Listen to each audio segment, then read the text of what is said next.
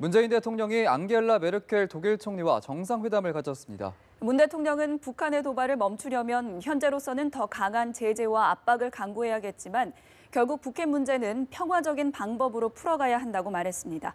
베를린 현지에서 성수환 기자입니다. 문재인 대통령은 독일 연방 총리실에서 메르켈 총리와 만찬을 겸한 정상회담을 진행했습니다. 문 대통령은 이 자리에서 북한 문제 해법에 대한 의견을 교류하고 이를 위한 공조 강화의 뜻을 모았습니다. 특히 문 대통령은 북한의 핵과 미사일 도발을 해결하기 위해서는 제재와 압박과 함께 대화의 중요성을 강조했습니다. 북한의 도발을 멈추기 위해 국제적으로 더욱 강도 높은 제재와 압박이 강구돼야 할 것이라며 이번 G20에서도 여러 정상들과 그 방안을 함께 논의하고 싶다고 말했습니다. 그러면서도 결국 북핵 문제가 평화적인 방법으로 해결돼야 한다고 생각한다. 그 과정에 있어서 메르켈 총리의 전폭적인 지지와 협력을 부탁드린다고 말했습니다. 앞서 문 대통령은 동포 간담회와 슈타인마이어 독일 대통령과의 회담에서도 대화와 평화의 중요성을 강조한 바 있습니다. 문 대통령은 독일 출국 직전 북한의 ICBM 발사 도발에 한미 미사일 연합 무력 시위로 응수했습니다. 이런 점에서 볼 때 대북 압박 수위를 높일 수밖에 없는 국면이지만 결국에는 대화로 문제를 해결해야 함을 강조한 것으로 풀이됩니다. 이와 함께 문 대통령은 우리보다 먼저 통일을 이뤄낸 경험에 대해 조언을 구하고 동시에 이란과 미국을 중재해 핵 문제를 해결한 점을 언급하며 역시 협조를 당부한 것으로 알려졌습니다. 이외에도 두 정상은 자유무역과 개방경제의 중요성에 인식을 같이 하고 4차 산업혁명, 중소기업 진흥 등 다양한 분야에서도 협력을 강화하도록 뜻을 모았다고 청와대는 전했습니다. 베를린에서 연합뉴스TV 성서환입니다. 문재인 대통령은 보훈이 튼튼한 안보의 바탕이라는 지론을 가지고 있는데요. 미국 방문 땐 미 해병대 장진호 전투 기념비 참배가 화제가 됐었죠. 독일에서도 문 대통령은 파독 광부와 간호사, 6.25 전쟁 직후 파견된 독일 의료지원단을 만나는 등 보훈 행보를 이어갔습니다. 고일환 기자입니다. 파독 광부 출신 교포가 눈물을 흘립니다. 문재인 대통령과의 오찬 간담회 자리입니다. 감정이 북받친 듯 준비한 건배사를 하지 못하자 문 대통령이 무대에 올라 격려합니다. 위하여! 위하여! 위하여!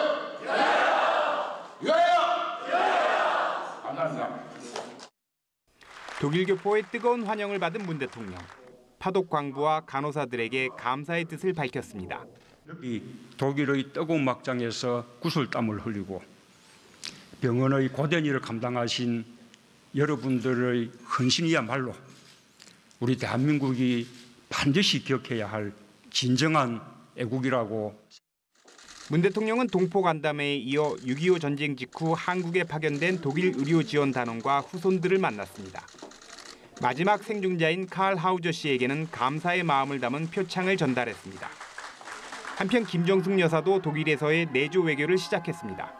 동포 간담회에선 참석자들과 뜨겁게 포옹을 하고 눈물을 흘리는 모습을 보이기도 했습니다. 연합뉴스TV 고일환입니다. 문재인 대통령 부인 김정숙 여사가 독일 베를린에 있는 고 윤희상 선생의 묘소를 참배하면서 통영에서 공수한 동백나무 한 그루를 묘비 앞에 심었습니다. 김 여사는 조국 독립과 민주화를 염원하던 선생을 위해 윤 선생의 고향 통영의 동백이 어떨까 하는 생각에서 가져오게 됐다며 생전 고향 땅을 밟지 못했다는 얘기를 듣고 많이 울었다고도 말했습니다. 성악과를 졸업한 김 여사는 또 윤희상 선생에 대해 학창시절 음악을 공부할 때 영감을 많이 주신 분이라고도 회고했습니다. 미국 뉴욕에 위치한 유엔 본부에서 유엔 안전보장 이사회 긴급회의가 열렸습니다.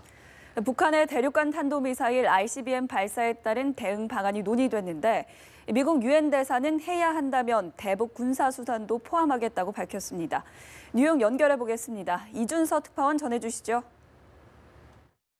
네, 유엔 안보리가 한국 시간으로 오늘 새벽 4시부터 긴급회의에 들어갔습니다. 오늘 회의는 그동안의 안보리 회의가 비공개로 진행돼 왔던 것과는 달리 공개로 진행됐습니다. 오늘 회의는 미국과 한국, 일본의 요청으로 열리게 됐습니다.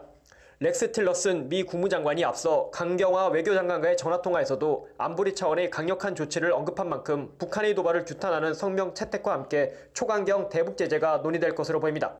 니키 헤일리 유엔 주재 미국 대사는 오늘 안보리 회의에서 해야 한다면 대북 군사수단도 포함하겠다고 말했습니다. 북한의 ICBM 발사는 명백한 군사력 증강이라면서 미국과 우방들은 스스로를 방어할 준비가 돼 있다며 이같이 주장한 건데요. 다만 우리는 해야 한다면 그것을 사용하겠지만 그런 방향으로 진입하지 않는 것을 더 선호한다고 덧붙였습니다. 이어 유엔의 제재를 위반해 북한과의 교역을 허용하는 나라는 미국과 계속 교역하는 것을 허용받지 못할 것이라고도 말했습니다. 중국의 대북 교역이 유엔 제재를 위반할 경우 중국의 대미 교역이 위태로워질 것이라고 경고하기도 했습니다. 관건은 중국과 러시아의 수용 여부입니다. 중국은 북한의 ICBM 발사 성공 여부에 대해 아직 유보적인 입장을 취하고 있고 또 최근 러시아와 대화를 통한 해결을 강조하고 있습니다. 러시아는 유엔 안보리 긴급 회의에 앞서 러시아와 중국은 유엔 안보리 결의를 명분으로 이용하는 어떤 군사력 사용의 정당화도 용납할 수 없다고 밝힌 바 있습니다. 러시아는 북한이 발사한 미사일이 ICBM이 아니라 중거리 미사일이란 자국 국방부 발표를 거듭 확인했습니다. 중국과 러시아는 한반도 사드 배치 반대 입장도 거듭 밝혔습니다. 이처럼 미국과 중국, 러시아가 정면 충돌 양상을 보이면서 안보리의 대북 추가 제재에도 진통이 예상되고 있습니다. 지금까지 뉴욕에서 전해드렸습니다. 북한은 지난 4일 신형 대륙간 탄도미사일 화성 14형 시험 발사에 성공했다고 밝혔는데요.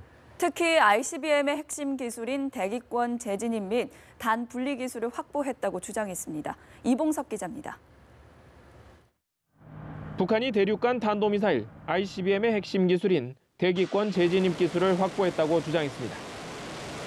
시험 발사한 ICBM이 대기권을 벗어났다가 재진입할 때 발생하는 7,000도에서 8,000도에 달하는 고온과 충격 등을 탄두가 견뎌냈다는 겁니다.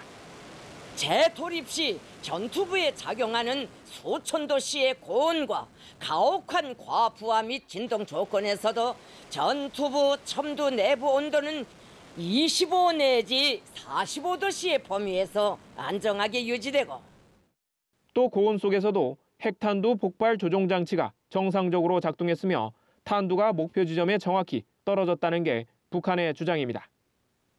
북한은 또 다른 ICBM의 핵심 기술인 로켓 단분리 기술도 최종 확증했다고 밝혔습니다. 그러면서 조선중앙TV를 통해 실제 단분리가 이루어지는 모습도 공개했습니다. 기술을 과시하기 위해 미사일 동체에 카메라 4대를 설치해 촬영한 것으로 보입니다. 아울러 현장을 참관한 김정은 노동당 위원장은 ICBM 시험 발사가 미국 독립기념일에 보내는 선물 보따리라고 밝혀 미국을 겨냥한 도발이었음을 드러냈습니다. 추가적인 대미 도발도 예고했습니다. 우리의 전략적 선택을 눈여겨보았을 미국 놈들이 매우 불쾌해하였을 것이라고. 독립절에 우리에게서 받은 선물 보따리가 썩 마음에 들지 않아 할 것 같은데. 김정은 위원장은 미국의 대북 적대시 정책이 없어지지 않는 한 어떤 경우에도 핵과 탄도 로켓을 협상 테이블에 올리지 않을 것이라고 호언했습니다. 연합뉴스TV 이봉석입니다. 미국 국무부는 북한이 지난 4일에 발사한 미사일이 대륙간 탄도미사일 ICBM임을 공식화하고 더욱 강력한 조치로 북한의 ICBM 시험에 대한 책임을 물을 것이라고 말했습니다. 렉스 틸러슨 장관은 현지 시간으로 4일 공식 성명을 내고 북한의 핵 무장을 절대로 받아들이지 않을 것이라며 이같이 말했습니다. 틸러슨 장관은 또 미국과 동맹국들에 대한 새로운 위협이 고조되고 있다고 강조하며 유엔 대북 제재를 이행하지 못하는 나라들은 위험한 정권을 방조하는 것이라고 말했습니다.